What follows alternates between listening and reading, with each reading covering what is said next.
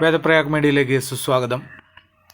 നമ്മൾ ആദ്യം ഒരു വീഡിയോയിൽ പറഞ്ഞിരുന്നു, കേരളത്തിലെ എല്ലാ ക്ഷേത്രങ്ങളുടെയും ചൈതന്യത്തെ താന്ത്രിക വിദ്യയാൽ കുറച്ച് വച്ചിരിക്കുകയാണ് എന്ന് നമ്മൾ ഒരു മാസത്തിന് മുമ്പ് നമ്മുടെ ഒരു വീഡിയോയിൽ പറയുകയുണ്ടായി.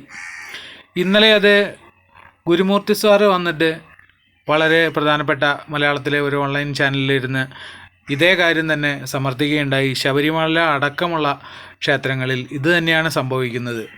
അതാണ് അതിൻ്റെ യഥാർത്ഥമായ കാര്യം. സാധാരണ ജനങ്ങൾ, ഭക്തർ ഒന്നും അറിയുന്നില്ല എന്നുള്ള കാര്യം നമുക്കറിയാം. കാലങ്ങൾക്ക് മുമ്പ് ശങ്കരാചാര്യ മഹാപാദർ അദ്ദേഹം കൊടുങ്ങല്ലൂർ എത്തിക്കഴിഞ്ഞ് കഴിഞ്ഞപ്പോൾ ദേവിയുടെ ഉഗ്രമായ ശക്തി കണ്ട് ഈ ശക്തി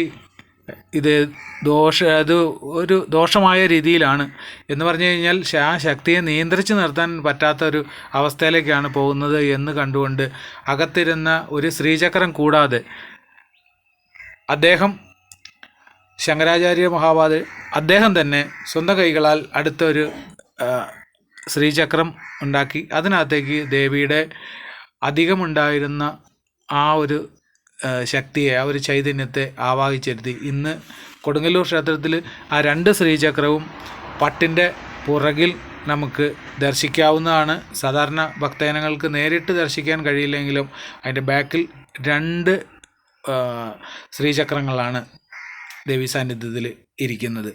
അവിടെയാണ് പ്രധാനപ്പെട്ട എല്ലാ പൂജകളും നടക്കുന്നതും. നമ്മളുടെ അർച്ചനാബിംബമാണ് നമുക്ക് ഫ്രണ്ടിൽ കാണുന്ന ദാരുവിഗ്രഹം.